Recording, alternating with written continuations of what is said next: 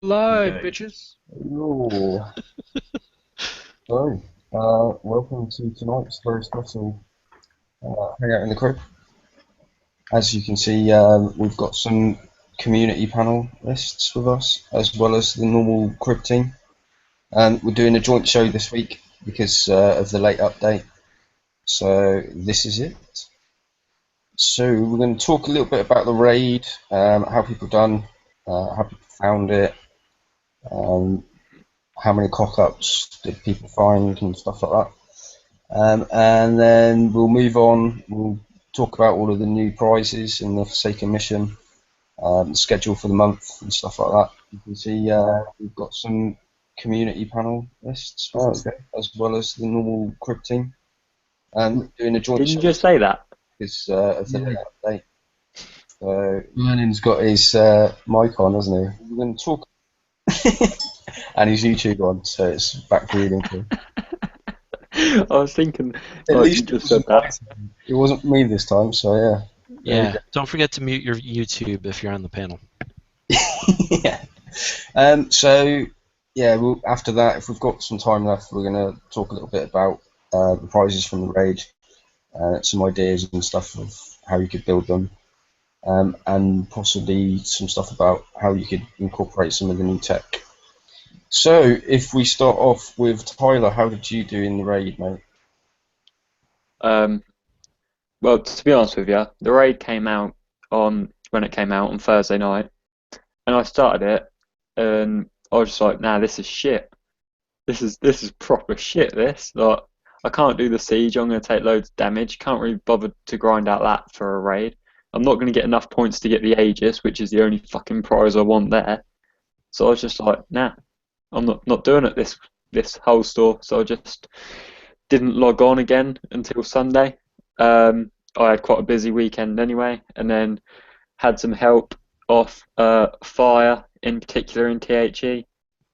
He prepped quite a lot of shit for me, and then realised that I could instant repair the strike campaign if I took my time with it, and ended up getting the Aegis and Grimzerk. So basically, I bottled the raid, didn't put much effort in, got a lot of help, and got the prize I wanted. But it was That's yeah, the expense.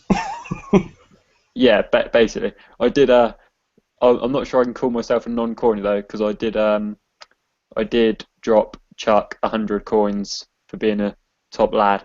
So Fair enough. How about you, Legman? How did you do?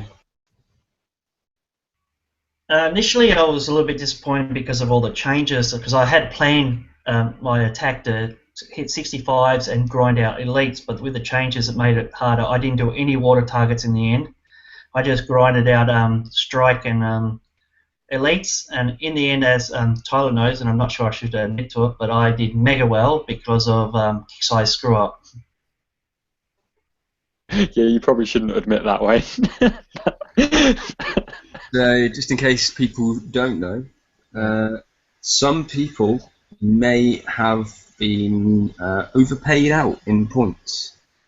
Happened after the cock up, uh, with not being able to redeem prizes. Some people woke up in the morning and had up to 100 million extra points. There's one person that I know that had 71 million points that he didn't have when he went to bed, after he'd claimed all of his prizes. So yeah, lucky So that's you. one of the interesting things. It's actually everyone's that had it happen to them. It was only happened to the ones that had the redemption freeze on them, and it, going on what people have said, it's all different amount. Like I got even more than what you said. I got more than what you just said, and yet people got less than me. Hang on, you got more than 71 mil? What the fuck? All right. Well, next, Steve. How did you do, mate? I did pretty well. I had some help from fire as well. I got Highlander New Cruiser, Rhino, Crusader because I've had the Arbalest forever and never had the Crusader, and then the new missile. Just pound my head against it with Siege. I think it cost me like $25 for all the stuff that I wanted. But I did it. I kind of shunked off because of real life shit for the first couple of days, so I had to do it hard, fast, and dirty, and it got a little more expensive than I wanted. No Aegis though. That would have killed me and broken me if I had tried to go for it. All right, cool. What about you, Vernon? What did you pick? Stuff like I got the new Saber, the Rhino, and the Harrier missile, and I basically just stopped after that. I didn't see the point of going any further. Didn't like how the raid was going when they upped the damage, because I started quite late, so I just left it really after I got what I needed. All right. Rob or Larry, do you want to chirp in? Yeah, it was reasonably easy with teamwork. If you had decent fleets and worked well as a team, it was a bit of a grind, quite an annoying grind, but I found it worked really well and really cost effective. I did well personally, pretty much got everything besides the Bulbasus because didn't feel the need to grind out another 40 mil for that. Apart from that, yeah, it was just a lot of arse sound seat time. Yeah, and I had a good start, and then they upped that damage on the elite. So then I went away and traveled a bit and wrote a nasty blog post too. And then when I came back, I went through Siege a few more times. So I ended up getting the Rhino and the Harrier and the Aegis, which is what I really wanted. I skipped Borbus and I got a bunch of the tokens. So, yeah. Okay. Yeah, it's sort of pretty much similar to what I done. I didn't really bother with the Bulbous. I was thinking about doing it, but I just got too bored in the end and didn't bother. It was monotonous because, and rather than having a reasonable amount of damage, it was upped, and that just totally put me off. I just couldn't be bothered. Yeah, I mean, I kept it under 200 coins for that, and I did actually come away with a lot of the Elite Merc crews. I probably have about 4 or 5 of those banked, because I started using a Grease Monkeys towards the end. So, got that too. I feel like, sorry, Af. I was going to ask everybody, just quickly, what does everybody think about the Bulbous Ball Saber? Has anybody seen it in action yet? Yeah, I've seen it. The guy in my alliance has a fleet built, and they're really good. You can get a really good evade on there and a good unreactive trait, so it's working well against enforcers. Yeah, I hit a base just before coming here with the new Saber, and the enforcers basically didn't touch it. And the pinch effect works really well on the entire fleet in the base, and no over mass damage anymore. Yeah, because I think it was someone in my alliance that posted the video first of being hit with it. Because, well, let's be honest, Ewok is usually the first to get hit with anything ever. So yeah, his base got wrecked before they fixed it because it was just insane damage. We were having a chat about it in our admin chat, and we were under the impression that the original stats were boosted by 100% on the building damage side of things, and that's what we reckon went wrong with it, as well as it being stupidly high. In the It first was month. literally, it did the entire base in like what, 4 overloads was it? 3 or 4, and every turret in the base was dead. So Yeah, it was a bit good. So quite glad that they fixed that. It's still quite a powerful ship, so it's quite good. Shall we move on and go to Larry's slides? Talk about some of the new stuff that's come out this week. Yes. All right. slides on a Friday, moving up in the world. Welcome to All the right. big leagues, Tyler. Yeah. All right, so we're going to talk about new stuff. A whole bunch of new content came out after the raid, so we'll hop into it. Changes, we got a couple this and that. There's one I thought was interesting. I guess you used to, and then you could, and now you can't again, relocate while you have a campaign active. because it screws up the campaign. And then they fixed the Harrier so it can be targeted by countermeasures. On the schedule coming up, we got Going Rogue this weekend and Forsaken Tournament starting next week. There were also supposed to be unidentified Raider fleets starting on the 27th, but they were yesterday and today, so we'll see if we get them again next week. Has the campaign pop-up came up yet? Because I didn't see it when I logged on earlier. Yes, it did. Yes. It's come up now, has it? Oh, brilliant. That's It fucked my came up plans. on the update. Did it? I didn't get it through the Going Rogue campaign. Oh, the Going Rogue. No, I thought it was on about the new. No, the Going Rogue one I haven't seen come up yet. So I wonder if they've moved that, because normally it comes up on the Friday, doesn't it? Who knows? I guess they forgot how to tell time. Maybe To be honest, I'm quite happy if they haven't after all the new mission additions. 'Cause I think I'm gonna have to try and hit tier 4. And the only chance I'm gonna get to do it is this weekend. So we'll see. Yeah, we'll talk about that stuff. That's all good stuff, especially if you want to build rhinos. All right. So speaking of the new campaign, it's called Sea of Flames, and it consists of basically sort of I call them recent Reaver targets. I haven't done it. I actually just hit the first one and then had to go do something away from the computer. It seemed sort of like a strike sort of type of difficulty, but that was just the first target. It's a mix of strike and siege, really, and then you've got, as the last target, you've got the original Hellstar target. Yeah. Yeah. But we should look at these prize packs, right? I mean, prize pack 1 has the Siege Missile Z, which, although you'd probably rather have these new missiles that just came out, the Siege Z is still a very good missile.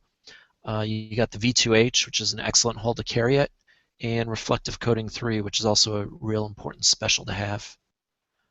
And then in prize pack 2, you got the V2C Interceptor for launchers.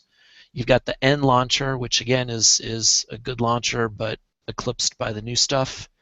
And then you got the Gauss Supercharger, which it's kind of tough to recommend with the Fusion and now the Interception system out there. So that. And then you got the Mastery Prize, the new Templar. So that's a variant on the Crusader. And just Look at that. yeah, it's pretty cool looking. You know, Templar is like the elite Crusader, and that's how it historically was. Anyway, I just kind of scanned the Crusader specs and saw the differences. So the biggest difference is this field it puts out with a range of 120, adds 5% to the defenses across the board, adds 5% to speed, and adds 5% to ballistic reload. We've been told in the forums that it stacks with the Aegis. We're still not sure whether or not it stacks with each other. I wouldn't count on it. And then the Templar also has an extra 5% reload, 10% defense against ballistic missile and explosives. And then the thing that doesn't show up here, but I did want to remind you of, is you won't get a repair specialist like you have on the Crusader. So that's something to watch out for if you want to build these instead. So what does everybody think? Anybody going to rush out and build them? No. No? As somebody who owns a really decent Crusader fleet, I'm in no hurry to build this. I have no intention of ever building it because my Crusaders do the job, and I think in the game at the moment, if the Crusaders don't cut it, then this isn't that big of a difference to make the Crusader work. So your Crusaders will be sufficient, otherwise you need another fleet for the job. I'd agree with that. I think that pretty much sums it up quite well. People were asking me specifically, like when I got asked what should I redeem, I was never redeeming the Crusader ahead of the Rhino. And when the Fusion Cruiser came out, I never suggested the Crusader ahead of the Fusion Cruiser. I think the Templar isn't going to be worth building if you've got more recent hulls. One thing I will say, if you do have Crusaders and you're finding them still to be useful, but you'd like them to have a little bit more power, you might want to consider just putting one as a replacement for one of your Crusaders, which would be obviously a hell of a lot cheaper than building the whole fleet. Yeah, I thought about that, but I've got 60-some% rank on my lowest rank Crusader, and I wouldn't want to start over on that. What about So, you? What do you think? Is there any you got any opinion on it? Not there. Who was that to Earth? I missed you directly at the Um, start. I think you might have unmuted. Burning. yeah, burning. Burning. Yes, I was looking at them, and I weren't too sure whether I wanted to rebuild them. I love the paint job on them, but I've got my Union Jack on mine, and I can't put that on the new ones. And it's stated that the repair modifier, and there's just not much difference. Is it worth building them and then getting the rank on them again? Because that could either be a lot of coin or a lot of time and effort for something that's only slightly different. And if they eventually bring retrofits out for it, they might actually be better than the Templar eventually. yeah. Yeah, I mean, you just got to allocate your shipyard, right? I'd rather be building rhinos right now, which is what Yeah, I'm doing. that's what I think. Same.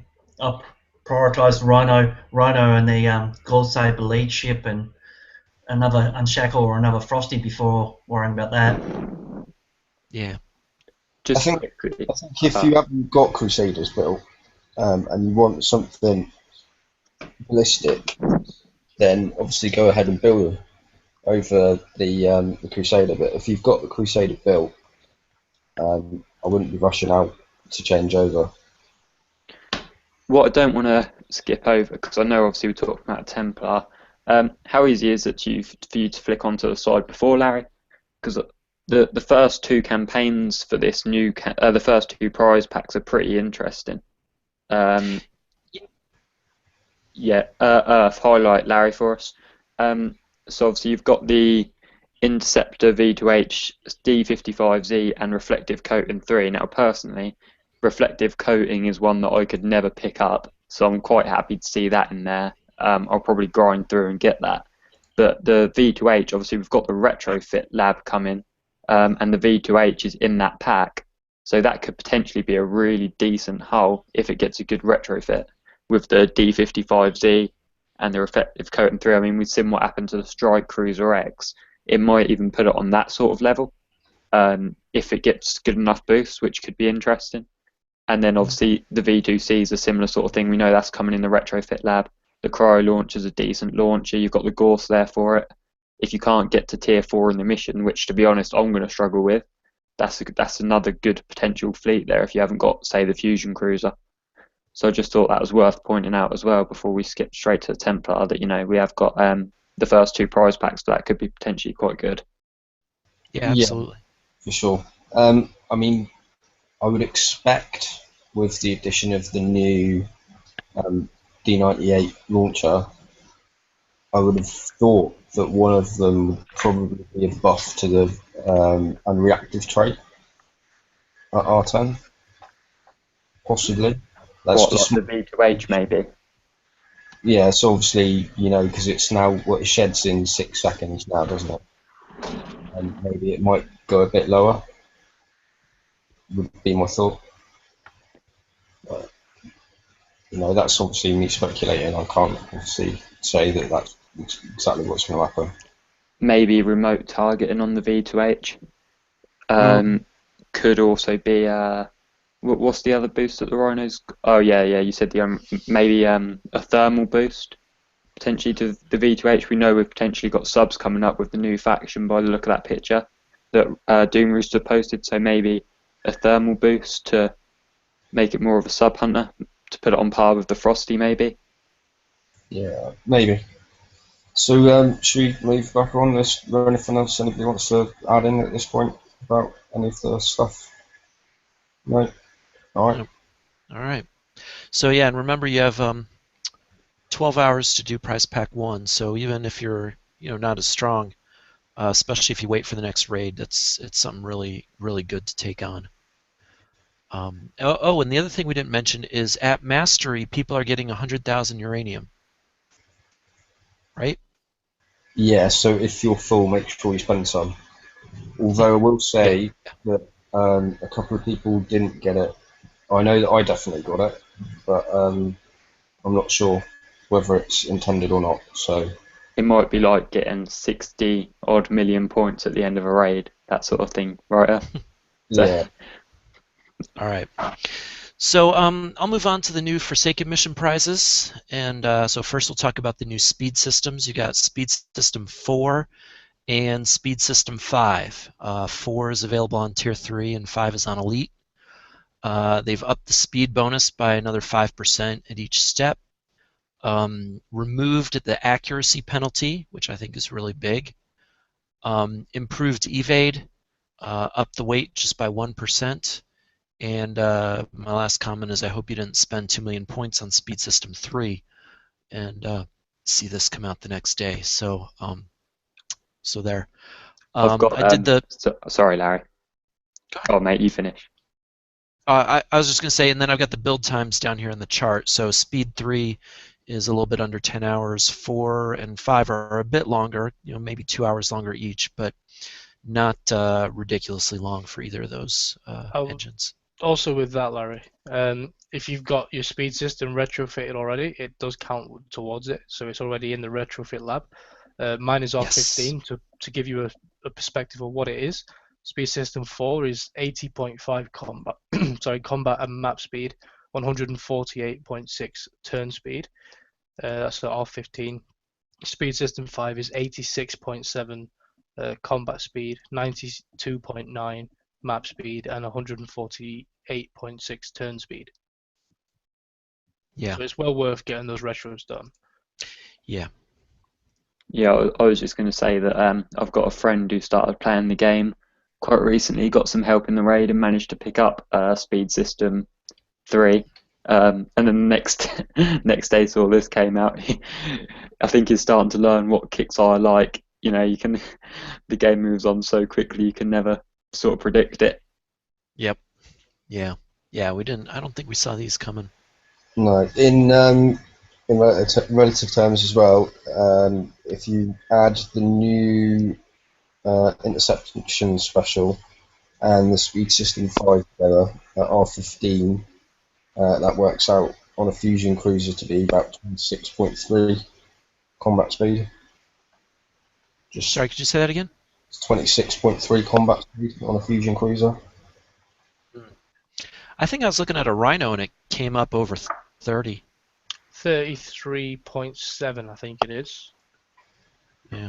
Well, the big thing I think you'll see on this too is crazy. everyone was using Strike System 3 because they didn't want that accuracy penalty. We're all going to get much better turn speed now, which is going to be a blessing. And Am I right in saying that the speed systems don't actually change in turn speed? That's right. It's the same from 3 to 4 to most 5. people aren't using it just because of that accuracy penalty. Yeah. I know people that just build it all with Strike System 3. Before we move on too far, just going back to when we mentioned about the uranium, that is fixed now. You don't get 100,000 uranium. I'll have to add it to the screw up slide. Not a room. Reduce the font.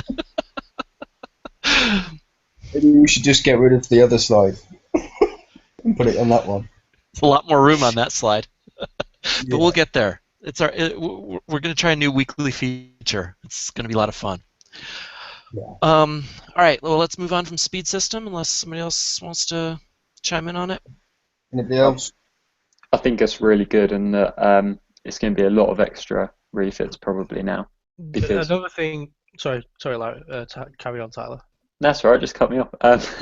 No, I was just going to say that I think it's I think it's a lot better than the others. I think, to be honest, I think we are due it. I think it's just annoyed me a bit how narrow it is. I think they could have brought out maybe a strike system 4 with it or something to make it more.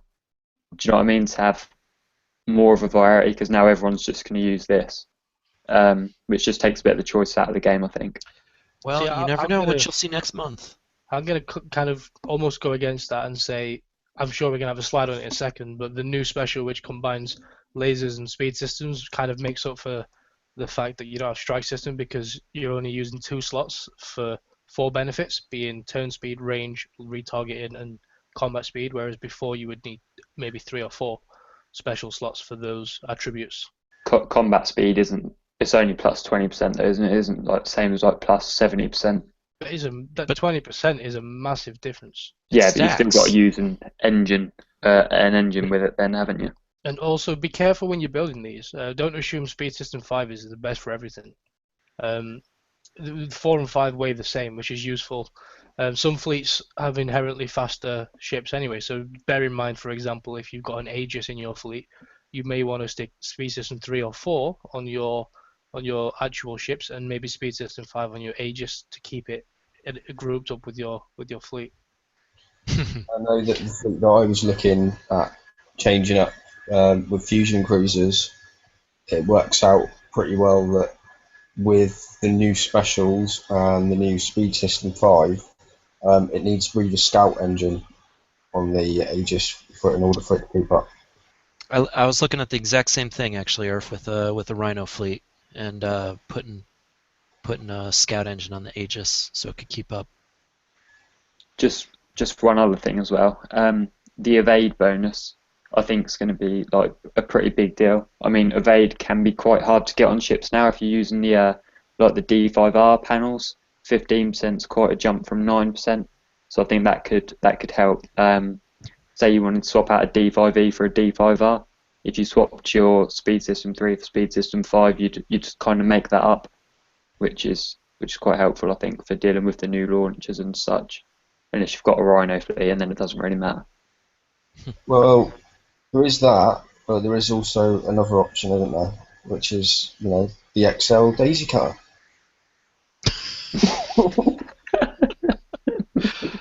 Seems to be a running theme recently. Right, shall we move on? Sure. I think my XL Daisy Cutter finishes researching in 2 days. You're going to love it. Yeah. All right. So next we'll talk about guided missile system, which is on the elite tier of the Forsaken mission. So this essentially adds solid fuel booster and laser. It gives you that same 30% range as solid fuel booster. And then it also adds the retargetable and accuracy bonuses that a laser would add. So I look at this as a must-have for Rhinos. I mean, it's really good. I compared it to solid fuel booster plus laser targeting. Well, I put them side by side, right? So if you have guided missile system, you're adding 19% of your weight. But if you're using solid fuel booster and laser targeting, you're adding 22%, so it weighs more and takes up that second special slot. So here, all you do is you give up a little bit of that accuracy for just getting that extra special slot and more weight to work with. So this is really, really powerful special here. I mean, and not that long to build. Sorry, this is going to be absolutely mental on Mastodons and Guards. It's going to give you that extra option for extra special, isn't it? Yeah. So I mean, this is going to be good for that. Even with the reduction in weight, when you're looking at siege missiles, that's a massive amount of extra weight that you're going to gain as well. Yep. Anybody else want to champ in on this one? How about you, Legman? You liking the look of this one? Oh, I'm definitely hoping to get it. Yeah, definitely. I reckon, yeah, on the Rhinos and Mastodons and all the missiles, that'll be a great help. It pretty much kills solid fuel booster, I think. Apart from ships that have any ships that have got inherent retargeting anyway, you'd probably be better using solid fuel booster for the weight. Obviously, it still weighs less. Here's probably a stupid question. What if you put this on a Reaper fleet? You could do, but there's not quite enough special slots in order to keep it cloaked enough. You really need the strike system, to be perfectly honest. It would work on there, but you wouldn't get the speed and the cloaking to go with it. But what I was wondering, does that mean that the deluge would now be retargetable? They are retargetable if you, because it's a missile. It's genuinely retargetable, the same as any other missile. So if you've got anything that can retarget, i.e., if you put it on an interceptor V2H, then it has it built into the ship, so it inherently gets that buff. Or if you add lasers, then Deluge have always been retargetable. With Deluge Reapers though, what you need as your specials are strike systems, so you get the range boost and your speed boost. Battery 3, so you can stay down longer, and cap drive 3 to get your cloak up so that you're not seen. So yeah, it's not really viable for that purpose. It's a good thought, but you got to look at all of the parts in the picture really. Yeah, because you can't go Magnus and then guided missile because you'll lose your stealth too much, I guess. Yeah, you do. So it's not enough stealth. But if you're using it, for prepping out like the 85, for example, you don't really, if you need the battery, if you prep out the boats, thermal boats with something else, then take your Reapers in and you're trying to snipe out the torp towers and a few of the inner boats, you can use Cat 3, what is it, Cat 3, some sort of speed system, and this thing. I can see where you're getting with this. I think, kind of to back up Earth, in bases and prepping bases, it's completely, it's useless. You won't find a use for it. It will ruin your Reapers. But you might be able to find use in PvE. You might be able to make a tailored fleet for a certain thing that you might need to do in PvE to save some repair on another fleet, where your stealth isn't as vital. So yeah, I suppose in that way, I see what you're saying. It could have a use in some situations, but I wouldn't say it's generally that advised to build it like that. No, in order for your fleet to be more versatile, so that you can use it in a number of different ways, you'd have to build it with strike system, cat and bat, really. But yeah, it is possible you could use it for PvE, but then you'd be narrowing your choice of tasks with it. Oh yeah. I was just saying, like for example, one of the current things that a lot of people are saying they're having trouble with is the weekly. I know the Reapers do really well just grinding away the 85. Yeah, they do. Yeah. What about you, Dave? Have you got anything you want to say, Vernon? Yeah, I was just looking at that and trying to take off strike system for the extra boost. You go down to combat speed of 15, so you're not going to get anywhere in the channel to try and prep out any ships with that at all. Yes, so it's quite a big drop. I even think it'd probably hinder you quite badly in PvE as well with the combat speed drop. But, Yeah. Stephen, have you got anything you're going to use this for? Well, I'm more excited about the other two. Like I said, the ones we just went through look like great additions for rhinos. Most of the things I build already have retargeting built into it. Most of my NCX fleets aren't going to benefit from this. I don't use laser on them, so it's awesome. It's a cool thing, but I don't think it has a big impact for me at the moment. All right. And what about you, Tyler the Noob? Have you got anything you want to say?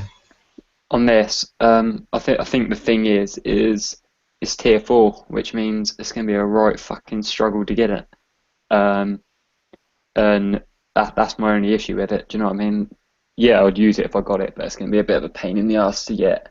I'd prefer tech like this that was quite game universal, if that makes sense. Do you know what I mean? It's not necessary for a big hull. You could have this on any hull. I think that I'd prefer that was accessible to sort of my level players easier than having to grind out 50 mil. But that's just my 2 cents on it. I like it though. All right, cool. Should we move on? Sure. All right, next on the elite tier is interception system. So I call this the nuclear accelerator for missiles or for launchers. It gives you that 20% speed boost, like on the nuke, and then you also get a missile damage boost and a launcher supercharge boost. So it's a little funky. Build time was like a day and a half. The thing I noticed is, this Fusion Charger came out last month, and then if you just compare it to Fusion Charger alone, it's less weight, same supercharge, you get the speed bonus, and then you lose that little shockwave damage buff that you get from the Fusion Charger, and it builds faster. So, for anything but an enforcer that's going to sit in your base, you'd certainly rather have the interception system than the Fusion Charger, which is, I think, pretty amazing that they've almost obsoleted something that just came out a month ago. That surprises you, does it, Larry? Nothing surprises me anymore. Thank you, Tyler. But it's dismaying, let's just say. Yeah, if you got the special slot on a missile ship, it's great because you get that speed boost, and then the missile damage. 45% more damage for 15% more weight. That's pretty awesome. And I love speed on my ships. And then I just compared it to nuke accelerators, and it's it gives you that speed bonus. Nukes you sort of need some sort of rage bump with ballistics, but you have a longer build time. But I thought it was an interesting comparison. Again, this is another thing. If you tag team this up with the last one on Mastodons, in the base guard, obviously that 40%, 45% missile damage is going to give you a massive boost to that as well, isn't it? Yep. I mean, you saw I compared it to Enhanced Warhead, although I put the percentage on the wrong line there, I see.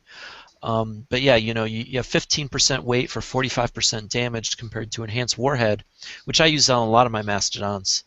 So you get 12% weight for 33% damage, so a lot better return with the interception system. I noticed you haven't put definite for Rhino on this one. I think this one, bear in mind the Rhino's got the 5 special slots. To me, this is a major boost for that ship. Another major thing with this, which the Rhino's generally a lot quicker than most other hulls we've got in the game right now. So I know Earth said that it's a lot quicker than Fusion Chargers. It's like got 26 combat speed, I think, just with Speed System 3, which will obviously go up now we've got the more speed systems. I think if you wanted to build a Rhino fleet, and this probably won't relate to most of the people on this panel, but say you just got the Rhinos in the last hull store with the Harrier missile, you could get away with just having the 20% speed boost from this, and building it as a weekly mission chore fleet. You could get away with not having any engine. You don't. I've got mine at the moment with no engine on. 16 combat speed is plenty. Yes, that I've got again my friend who's just started the game. I got him to pick up the Rhino and the Savage Kodiak. So he's got the Savage, which with Speed System 3 goes at 17.6, and he will have 3 Rhinos that have got a combat speed of 16. Now bear in mind you've got the remote targeting anyway, so you'd want them to sit a little bit behind. He could build that fleet and not even need an engine on it.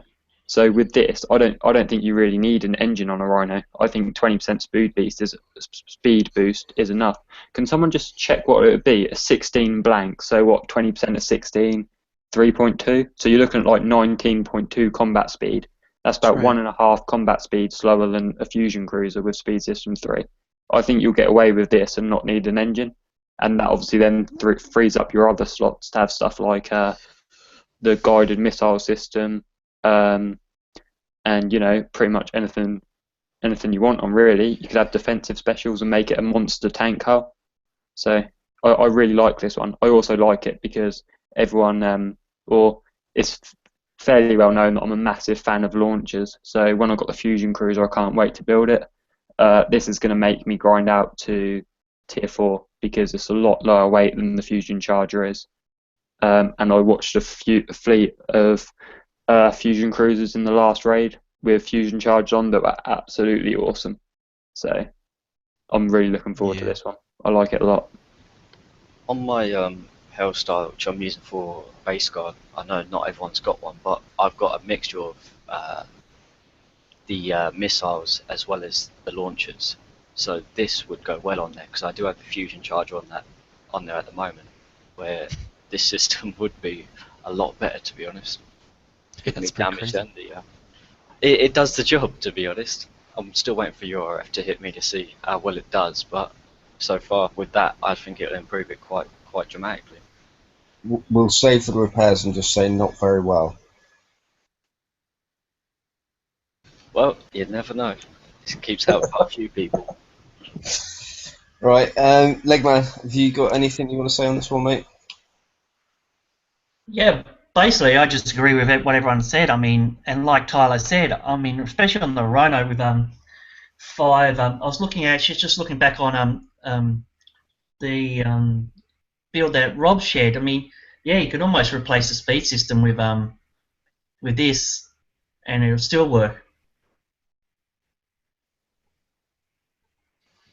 Yeah, I mean, I've looked at it, and with changing out this for fusion charger, it will increase the fusion carrier speed at R15 up to 26.3, which is loads and loads better, because the real downside to the fusion cruiser used to be its speed.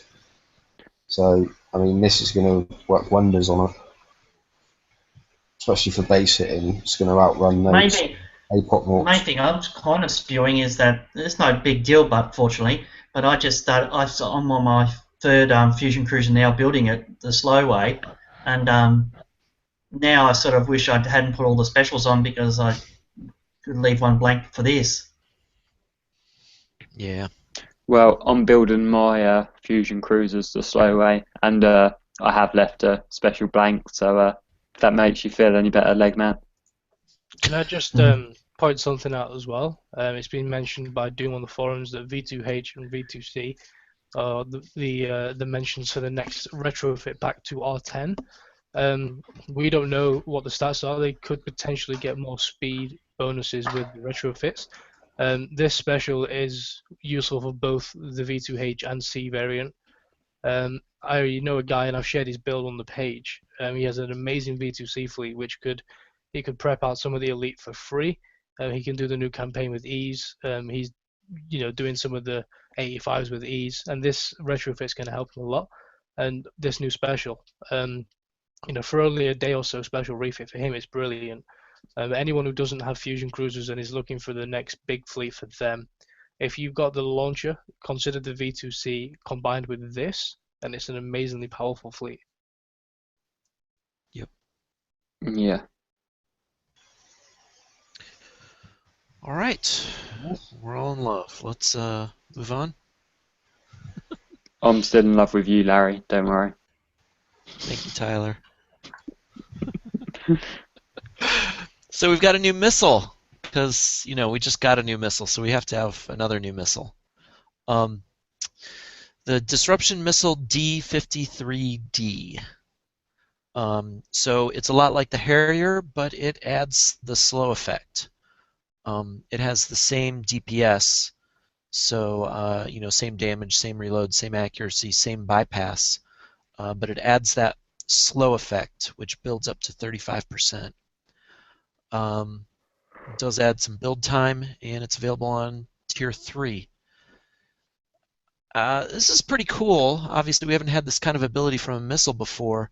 The thing that I'm a little bit concerned about is, I really like my Crusaders where I put a DR cannon on each of my Crusaders, and that slows down Reavers and whatnot quite a bit.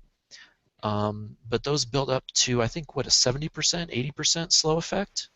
I think it's 80. And yeah, and this one only will build up to 35, so you won't get ships stopping dead in the water almost like you can with the DR cannon. But when you have a real fast ship like a Rhino, it still might be pretty good. Yeah, I'm gonna say when you think about the stats on the Rhino, what we've already discussed on its speed, and let's not forget the range of the Rhino with the Harrier missile and the new disruptor missile. You'll be outranging most things anyway, and this is just meaning that those ships which are on par with speed, you'll just hold them back just enough that you can kill them. So I think 35%, when you consider that, is quite sufficient. Especially against. I know it's not common now, but I think we're due a blitz fleet. So we've got the Gore Saber. I think we'll get something again that's got maybe less than 90 range. This could come in. Think of some things like subs. If they come back into the game or things that have got less than 90 range, this will keep them away from getting too close to the ships, which will stop blitz fleets in their tracks really, which is quite useful. Also, say that with the new pictures that have surfaced recently of the new faction that's coming in, it does look like they're an underwater faction, and if they've got Reaver style speed with mixed with torps, that's going to be dangerous, and this could come in really, really handy.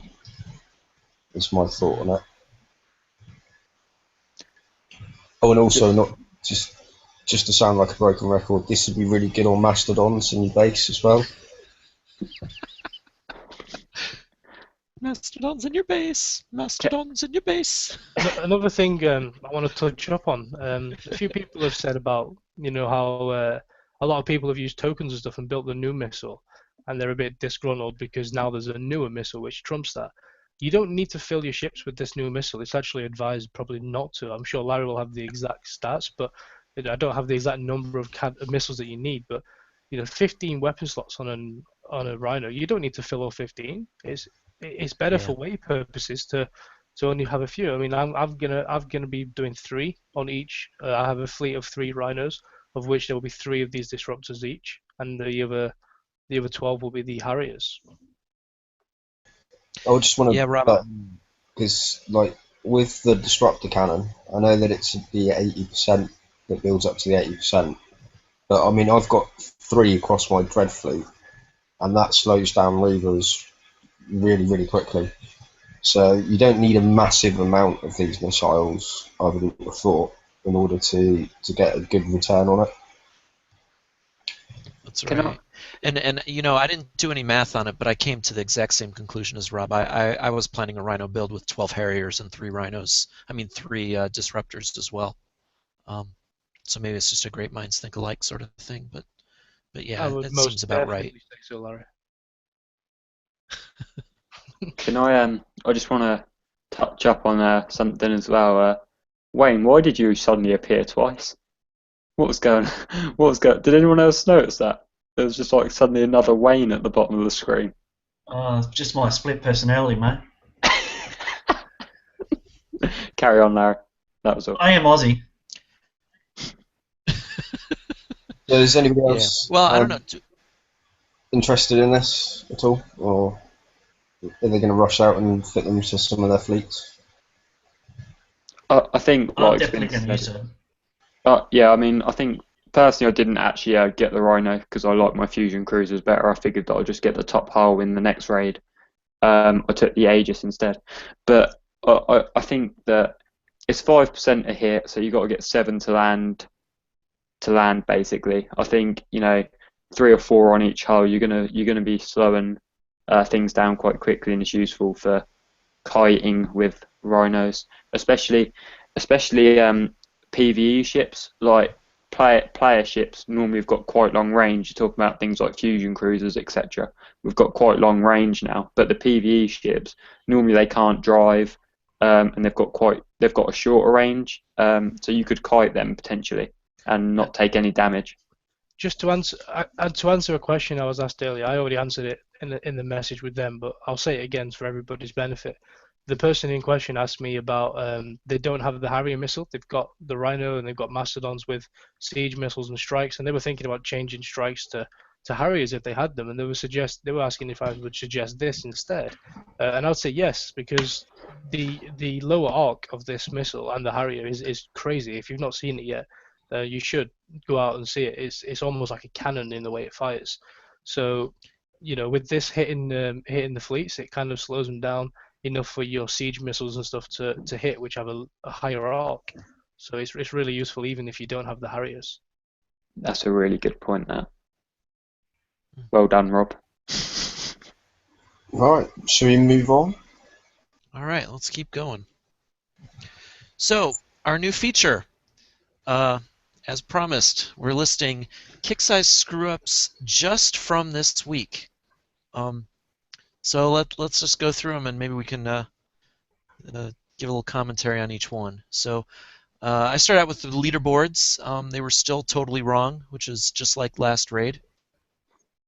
Thanks for putting that in brackets, Larry. I like that. Are these like your side notes in the brackets?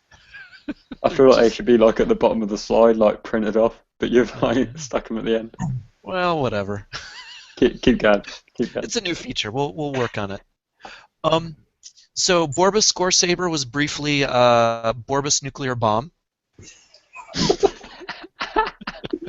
I mean, like I've said, we joke about having a rocket that just blows up the other guy's base. You pay some coin and you drop the rocket and you win. Well, that's basically what that Gore Saber was before they fixed it. We were pretty much on the money as well with the cost of it. Yeah. We did say, pay 1,200 coins, blow off a base. Yep. It was about right. Yep. Okay, so that's been fixed. So no more nuclear bomb. The Rhino has this trait that really wasn't announced or explained well. We saw it was unreactive, but we didn't see how unreactive it was. Where basically it's impossible to get a shockwave on a Rhino. It's terrible. I did a video demonstrating it, and it does not get a shockwave at all. I just want to say now, because I know that some Kicks guys sometimes watch our shows. Can you please change the unreactive stat to have like a time? Because I'm not being funny. You wouldn't have an evade stat that says has some evade. You know what I mean? Yeah, you're absolutely right, Tyler. I mean, they say this is working as intended, but that should be announced. Interceptor is 6 seconds, Rhino is 0.2 seconds, or whatever the hell it is. Yeah, I'd like them to be more transparent on the blueprints. With like Tyler said, if you're gonna sell us a blueprint and you really want us to get it, and I'd like to know what I'm building. Like, you wouldn't build a ship if you just said it has combat speed, it has evade. It's like, okay, how much? Because my fleet depends on this. My build would depend on the stats. And knowing what the unreactive trait would be could heavily influence the type of build that you put on the ship. Well, let's put it this way. I would have picked up the Rhino had I known it had that trait. 100% I would have picked it up.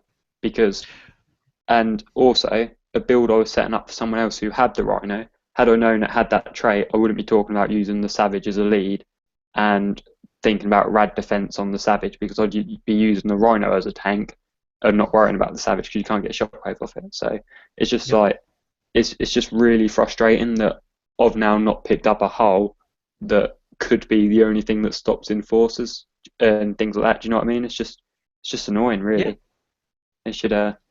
They should have a figure on it, because the other thing is it says unreactive, which loads of other hulls say, and you don't really like you say the V2H says it. The difference between 0.1 seconds and 6 seconds is quite a fucking jump. So if you would, that would be great. And really, just the existence of that capability from the Rhino might influence how you build other stuff. Do you really want to focus on an enforcer now? It's still pretty good, but maybe not. Well, the big fuck you is going to come to anyone who builds fusion cruisers, and we're going to have to come across Rhinos in some capacity, because every ship we get, Kixeye gets. So you're going to have to fight these completely unreactive ships in the future, which means that my Gretas and my fusion cruisers can just go out the window. I can see it coming. Yeah, those 98Us certainly depend on those shocks for a lot of damage. Anybody else want to butt in on this one? Or shall we move to the next point? Okay. Next, the Harrier missile ignored countermeasures. Apparently that has been fixed. So, nice job, Kix. Retrofit statistics. There are a lot of people upset about this one because they thought that along with the difficulty increase that their retrofits had been taken away. And now that turned out to not be the case, we're fairly sure, um, in I that did some it was just a testing. display issue. Go ahead, Rob. Yeah, Sorry. I did some testing myself, me and some of my alliance mates. And we tested a few different, obviously a few of us have different retro. Some of us have max retro for stealth, some don't, some have mid levels, and silly little things like hitting a cargo, timing how long we were submerged for, and it varied for different people with different stats, which shows that obviously our retrofits for battery were being applied.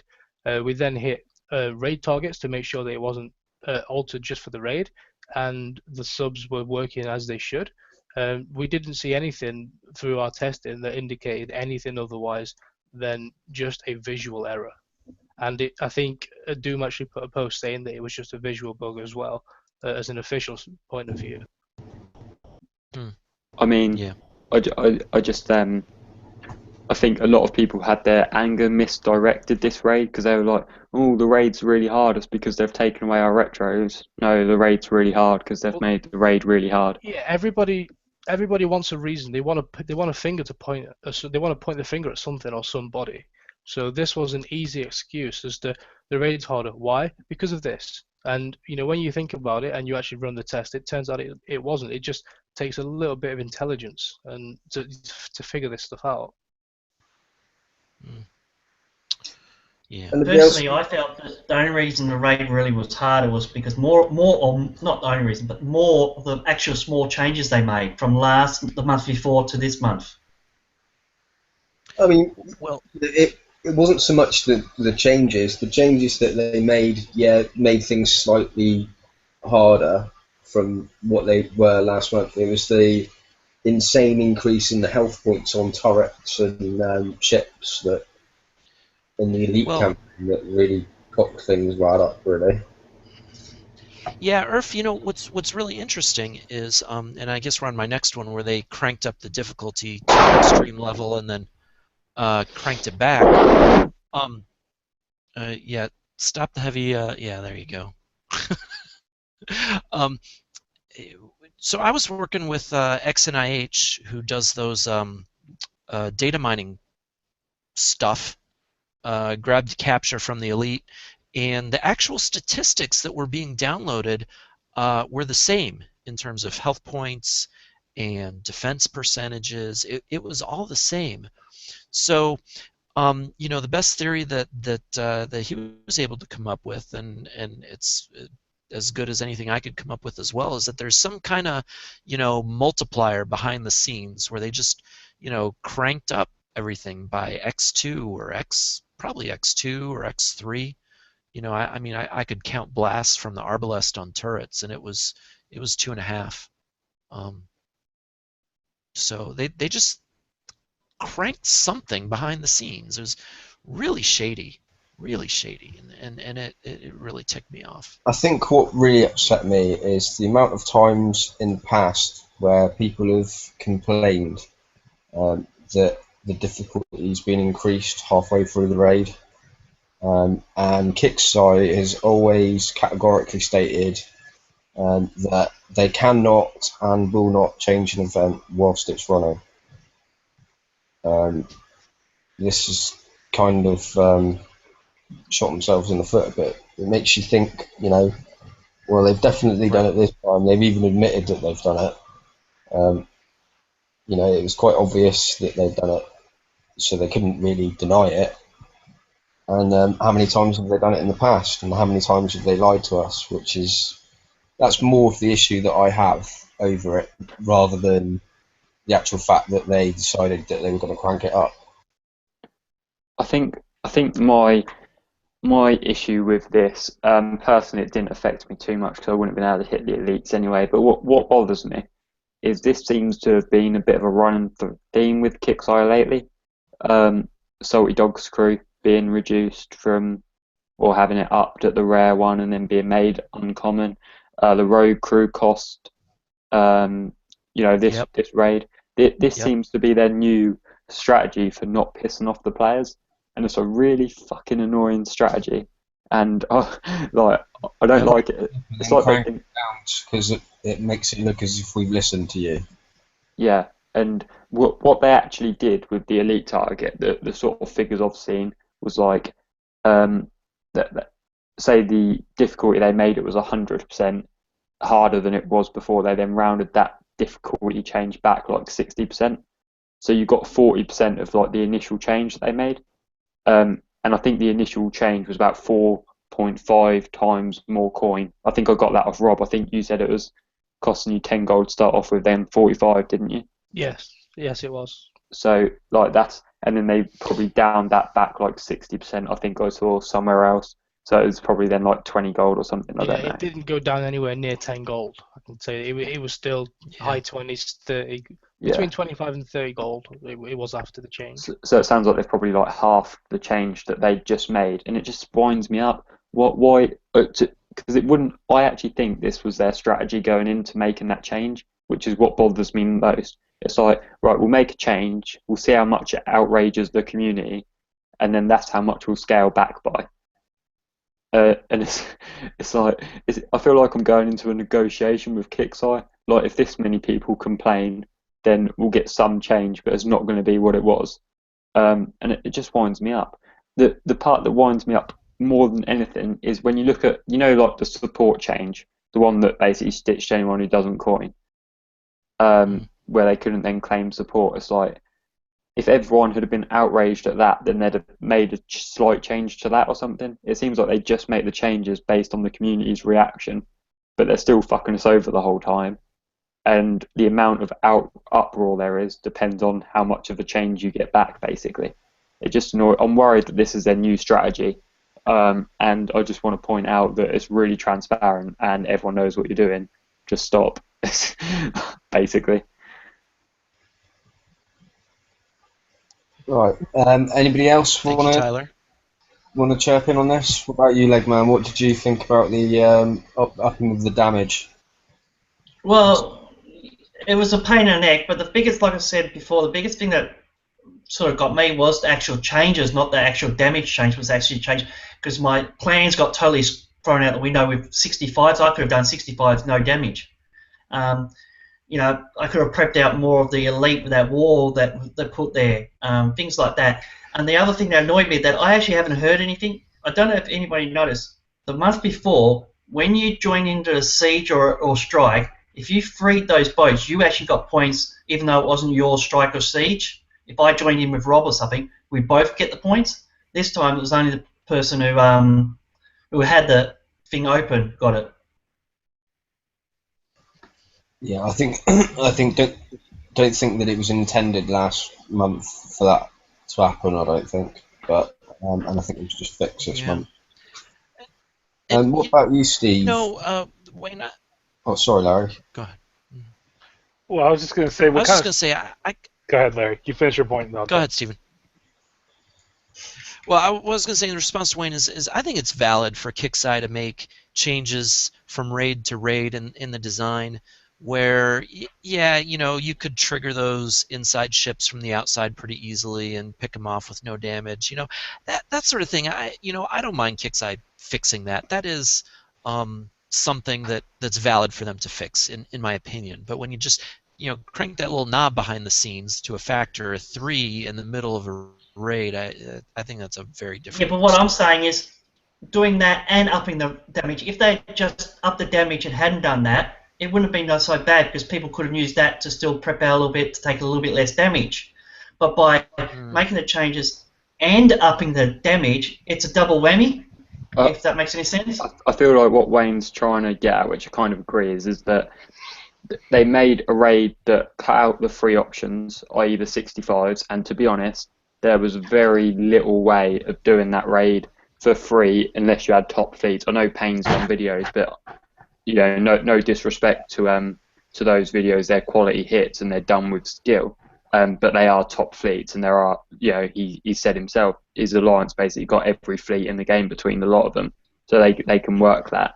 There was no easy way for me on my own to do that raid. The way to do it for me in the end would have been to hit the strike campaign, or to zombie the siege. Hitting the strike campaign would have probably got me. If it was a 4-day raid, I could have probably just about scraped top prize if I hit the strike campaign, like basically 3 times in an hour, repaired, hit it again 6 hours later. So what I think Wayne's trying to get at is what they did was they made it so the elite was the only reasonably priced target, which it was reasonably priced because the siege was harder than before. So yeah, here hit the elite.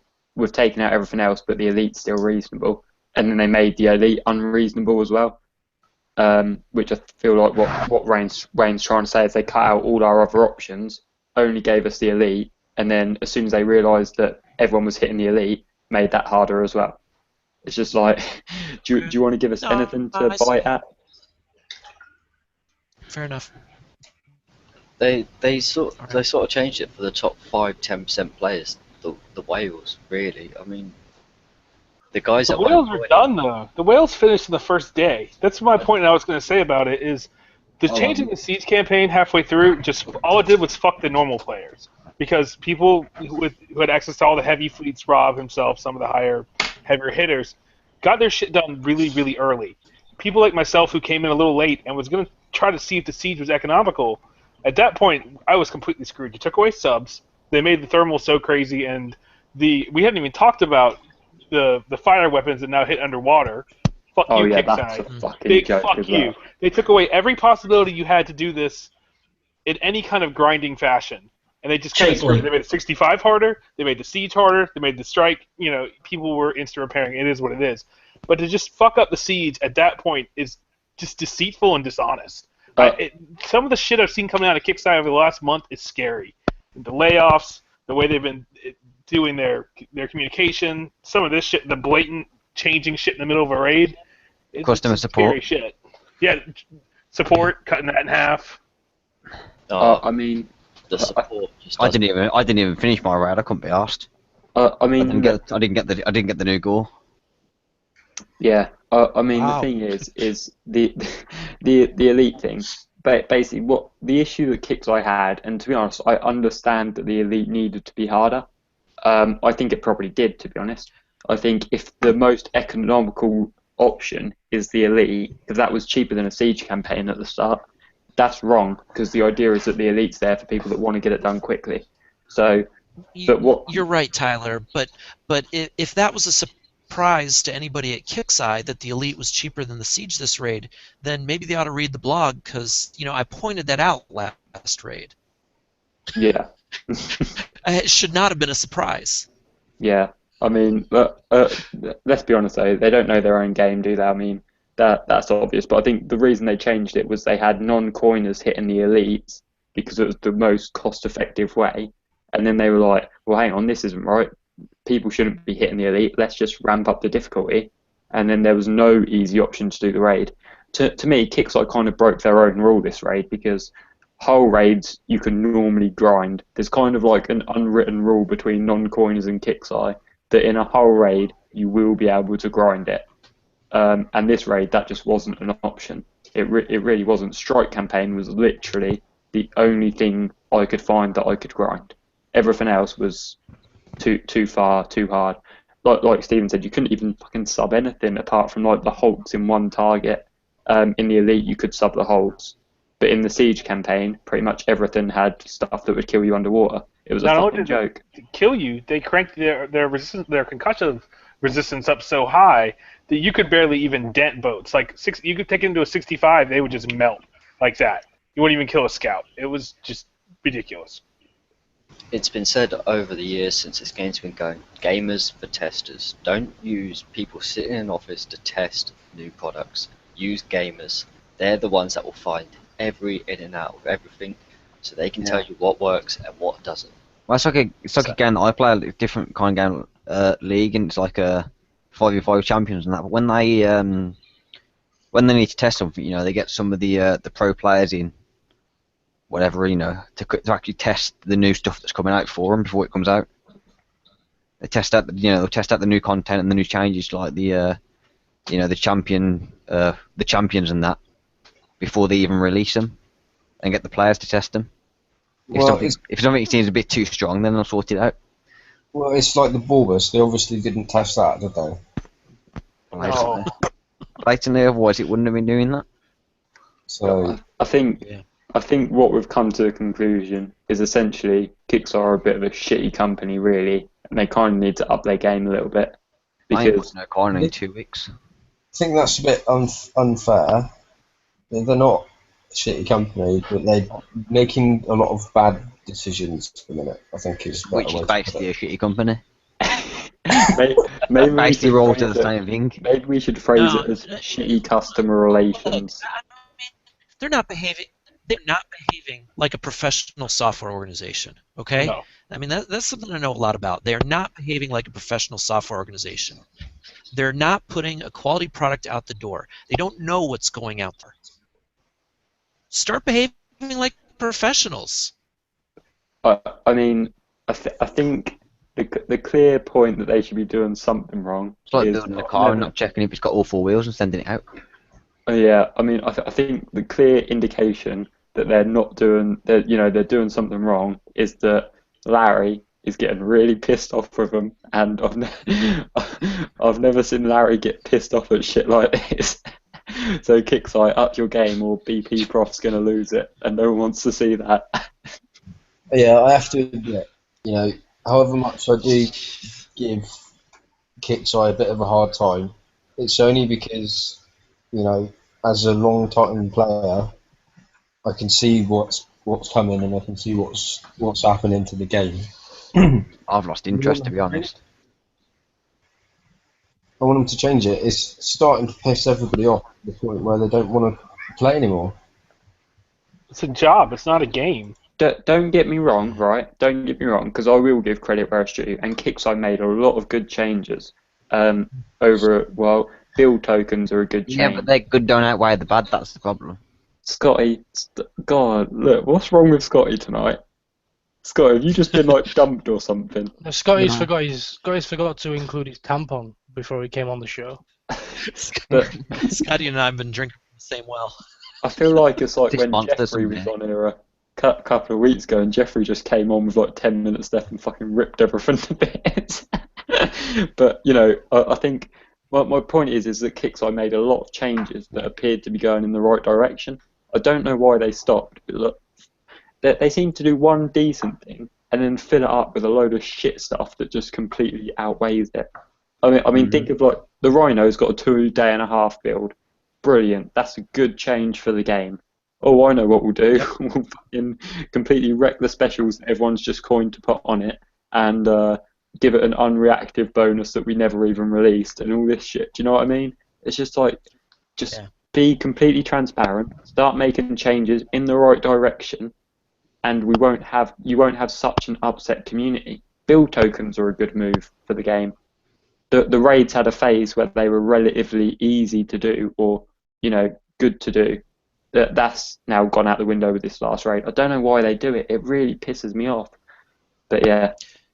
Yeah, if you look at that second to last point I got there, who spent points on those interceptors or speed system, and who coined fusion chargers, and who coined up a Rhino build? And we've talked before and said stuff like, don't make me feel like I have to coin, make me feel like I want to coin. But then now with this stuff, you feel like an idiot for coining, right? Yeah, and the thing is, if a company's making you feel like an idiot for buying their product, it doesn't make you want to buy it anymore. They're punishing the people on the frontier, the fringe, the people that are going to spend the money. Those are the people that you're pissing off. People like myself or anyone else who's building stuff slow, yeah, it sucks. But it's not as bad as the guy who just dropped all the money. Well, it's like you obviously you're not. Sorry, carry on. There's only so many times that you're going to do it. There's only so many times that you can piss someone off until they break and go, why are we bothering? It's like Larry, for example. I'm going to use an example. Like he never used to coin, and then they started making some decent changes, and he was willing to coin here and there. He don't coin massively, but what is it? He built one of them boats. What boat was it he built? I know he built a boat with finishing it with coin, whatever. If you do something right, it makes people want to coin. and they want to spend their money because they want to play. But when they fuck something up, it just sends the opposite message. Right, I think we should start moving on a little bit now. I think we've got our point across quite well. We've had That our run. Right. one. Had our run. Should we just move on to some other stuff that we've got on there? Yeah, I think I got 2 more slides. Can I just make one more point to that slide, if that's all right? The thing at the top there with the leaderboard, I have to wonder if that's the reason why the bottom one, the redemption problem and 3 points, because of the leaderboard not working. I think I'll have to wonder if the 3 points were because they couldn't confirm how many points you actually had to give you the points. Who knows? All right. I'm just saying, put it out there. So we wanted to make this both sides of the coin. So this week's Kickside breakthrough, we do like that they're holding down the build times on the new equipment. We saw it with the Rhino, the Artemis, the new specials. They are more powerful than the stuff that came before it, but the build times are either only slightly increased, in the case of speed system, or even reduced for some of that other stuff. So that's something players have been asking for a long time, and it seems like it's coming along slowly. So I've got a good one as well, Larry. Just while we're on this slide, because I know we're going to be off it pretty quickly. I don't know if anyone picked up, but a lot of the hulls were quite cheap, which I thought was quite good. Spectre for 700k. I noticed that's one strike campaign for a low-level player. That's pretty cheap considering that Spectre could do the mission for no damage. I thought that was a good change. They need to adjust the build times on some of the lower hulls. Like a Triton shouldn't be in 5 days, 9 hours for a blank hull. But the fact that the points were quite low was a good start. That was a good move as well. Yeah, the Frostburn as well. That was really good. That was only in there at 15 now, I think. Wasn't it? That was a good price to put that in at, to help out a lot of players that haven't got it already. I also want to give a bit of a shout out to Raken for holding his hands up from the game development team and shouldering the blame for the various cock-ups. So, I just want to say fair play to you, mate. It's very good of you to actually hold your hands up and say, we cocked up. It's about time that somebody from Kickside actually done that, rather than the usual responses that we get. So, thank you very much for that. Do you think he'll want to come on the show? If we stop saying they're a shitty company, will he come on? Should we? I think we should ask him. He seems like a nice guy. Yeah, well, we'll ask him. We'll see if he's willing to come on. But I just wanted to say that it's just something that I was thinking about earlier on when we were thinking about it. So, does anybody else want to add to the Kickside breakthroughs list of good stuff?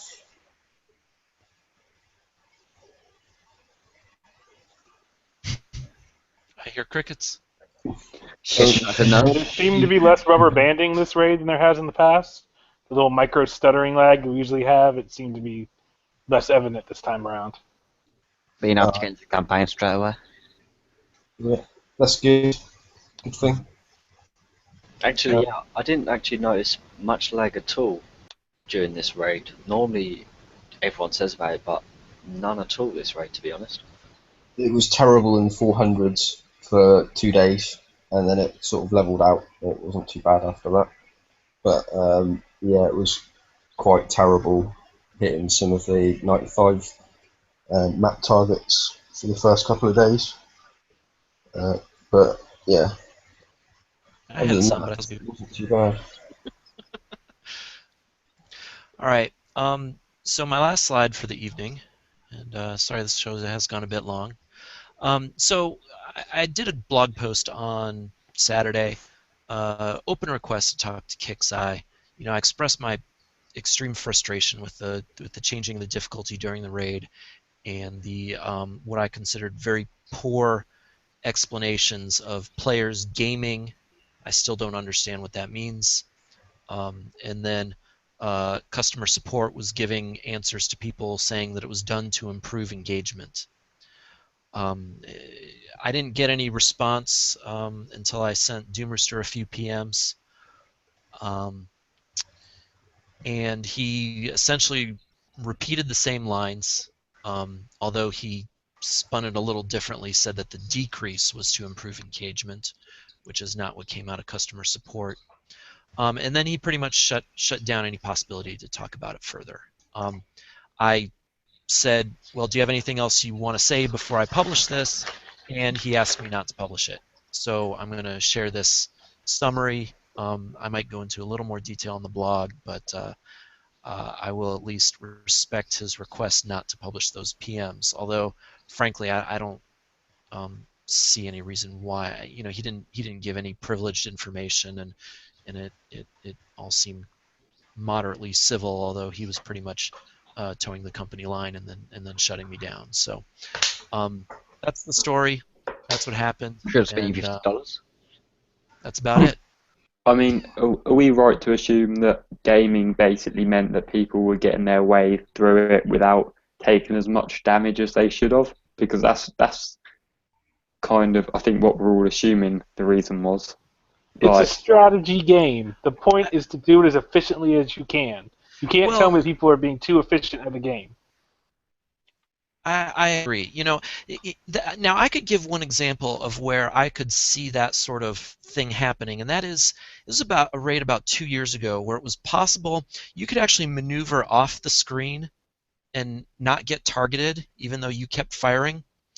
And so that I could see that being called gaming, where although you're not really doing anything other than controlling your ships, you're sort of taking advantage, right?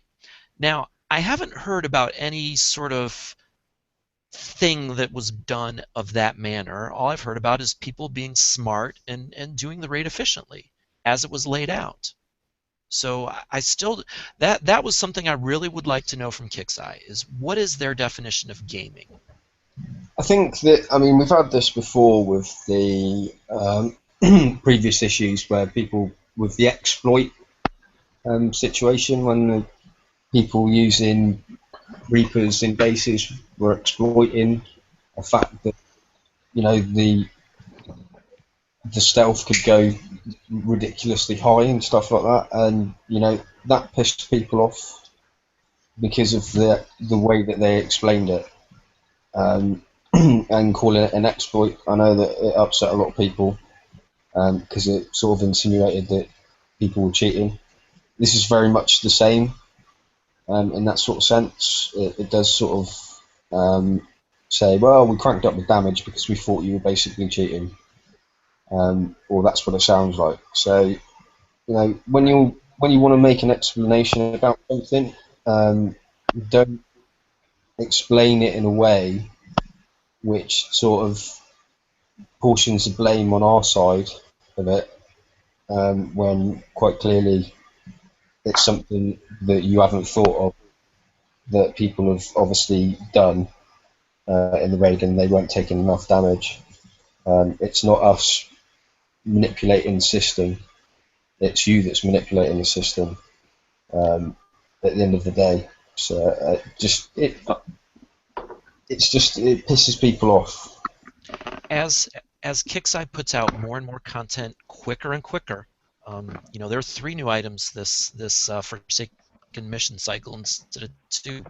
So, you know, as the content just keeps coming out more quickly, which is again what the opposite of what players are asking for, this kind of thing can happen more often because it's harder for Kixeye to predict what players are going to do with it. You've hit the nail on the head with exactly what I was going to finish off. Basically, like the last thing I was going to add from myself, but the thing is, Kixeye, the thing that makes Battle Pirates so good, in my opinion, is the strategy side of it. Now, you've got a huge number of combination of fleets. You know, someone like Huggy must really have his work cut out because the amount of fleets that are in the game that you can combine. Do you know what I mean? There's a massive amount of combinations you can use. Now, if you're going to start restricting people on using the content, then you're taking something out of the game which is making the game good at the moment. And what I kind of see Kickside doing, they're kind of trying to make the game linear. So they're like, right, this is a raid. High level players must hit the elite target. Low level players must hit the siege campaign or strike campaign. They must take this amount of damage. To get a top prize in the raid, they must spend this amount of coin. And they're trying to force it, so that's what happens. And it's taken skill out of the game. For instance, I'll use subs as an example. Using subs isn't particularly easy in all circumstances. I've had raids where I've had to like maneuver quite significantly and manually stop my ships to be able to prep a ship. Now that means I do it no damage, which means I get my raid for free. Are they trying to cut that out of the game? Because if they are, and to be fair, we already know they're basically trying to cut non-coiners out of the game or make them coin.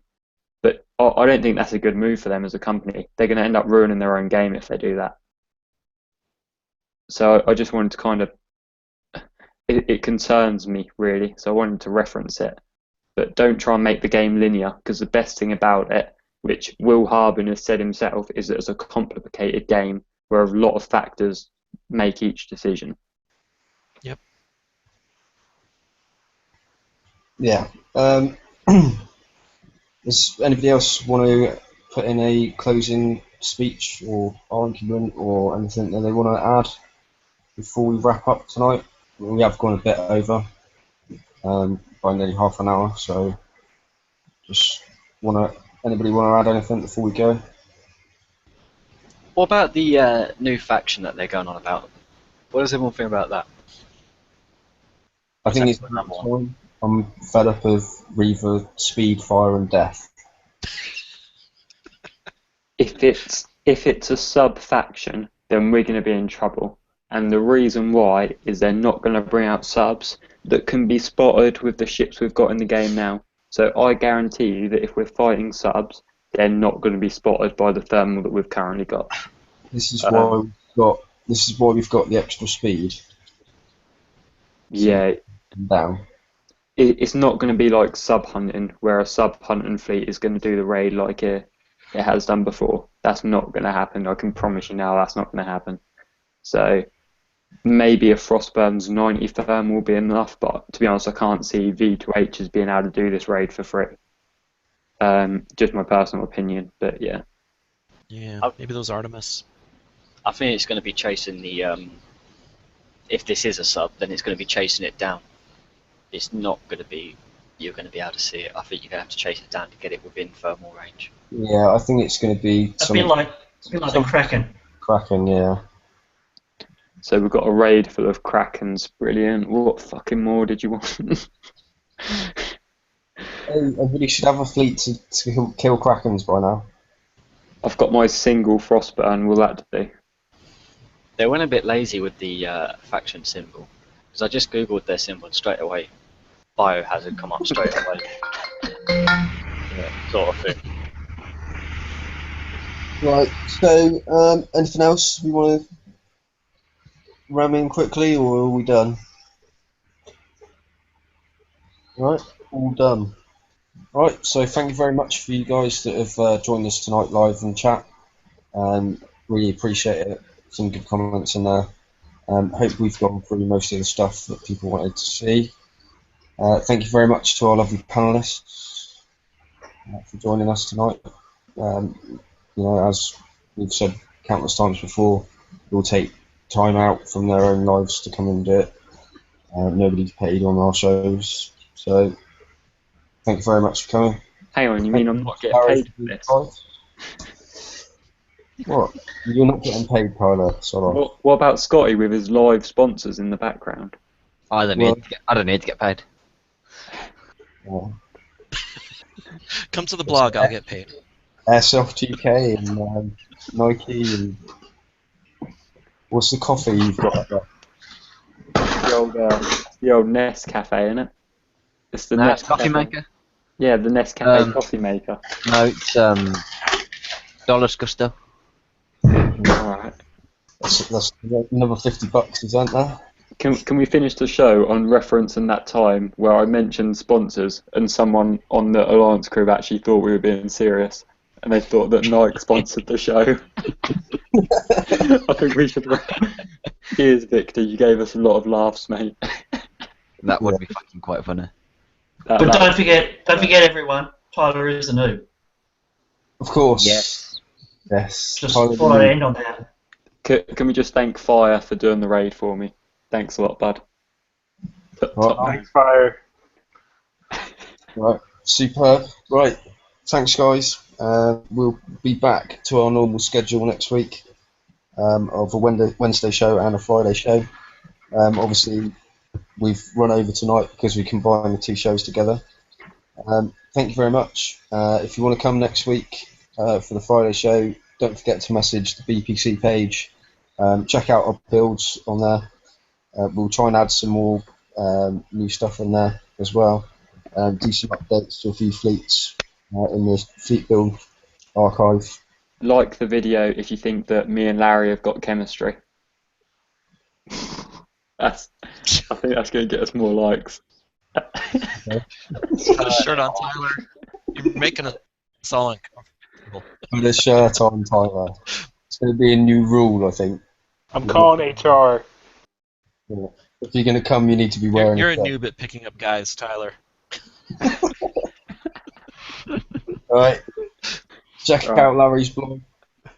It should My be up. eyes! Oh my god! Just end the show up.